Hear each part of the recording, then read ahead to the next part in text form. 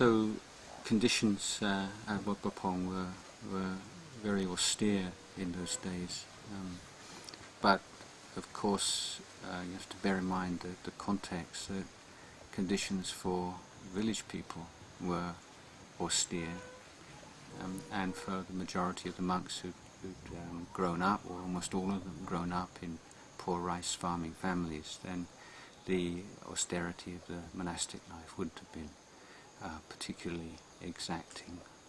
How many monks were there at that point? In the first few years, maybe 8, 10, 12, not so many.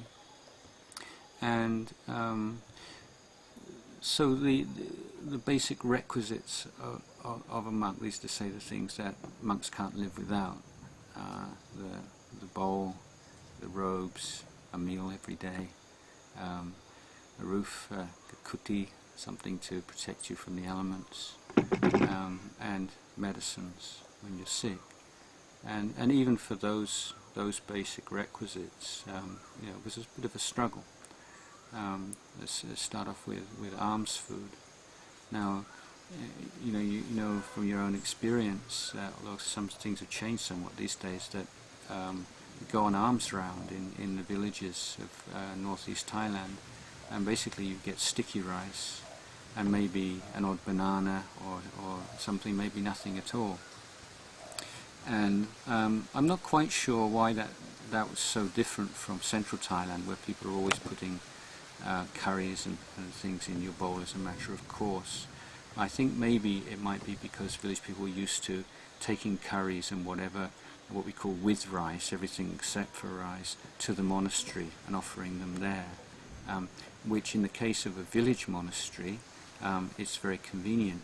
But if your monastery is in the middle of a forest, about 2 or 3 or 4 kilometers away, you're not going to get so many people going to be walking all the way out there, and often lay people don't really understand, or for some reason don't consider that you're a forest monk, but you can't just subsist on rice.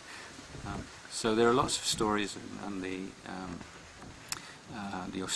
austerity of the food in those days. Often the novices, who are not prohibited from picking leaves and digging the earth in the way that monks are, would pick leaves on the way back, and just to supplement the rice. But there are these. Also, yes, I've not yet mentioned that after I can't remember how many years, in a very short time, that Ajahn Chah's mother, Mare Pim, and a couple of other ladies became nuns, and a nun section was established in the monastery. And so they had a little garden, and they would prepare like chili sauce and things like that, or maybe as the years went by there were mangoes and other things too. But the food would have to be fairly distributed, and even bananas would be chopped up into little slices so that everybody would get a mouthful of banana. And if somebody came and offered a curry or something, it was quite a big deal. So that was the difficulties regards to food and nutrition. Now, as regards cloth and robes, most monasteries these days in Thailand have a huge surplus of robe material, but that wasn't the case in those days. And the sewing of robes was done by hand. There weren't yet sewing machines like when I arrived 30 years ago, the pedal sewing machines. And everybody would help out to sew a robe by hand. It would be a communal activity.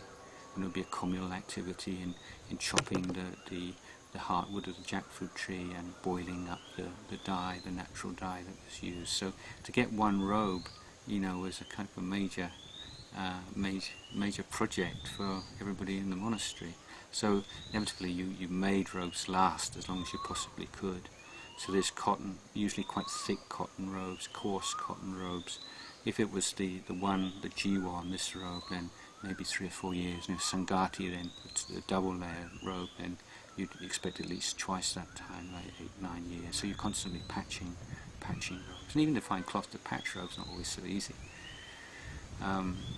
Kutis, very, very simple.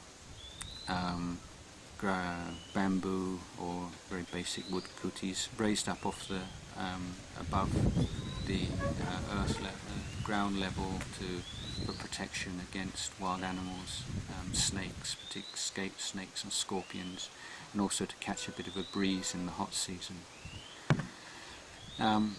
So and things like we would take for granted living in the forest these days, of not particularly luxurious things like a flashlight, a torch, and candles, and things like that. This didn't have those things. Or I think there was one time when they got offered some torches, and of course once the batteries ran out, that was the end, because we never got any batteries ever again. You see, candles, they didn't have candles, or very rarely had candles. So you really look after your candle and use it only when you really, really needed it. And the monk Ajahn Chah said, if you had to walk to the sala at night time and you didn't have any light, you're walking through a forest with all kinds of snakes, and you just recite in a very loud voice the loving kindness sutta, Sabbe Satta Sukita Hontu, in a very loud voice all the way to the sala, hoping that you're going to frighten away any. So it's tough life in those days.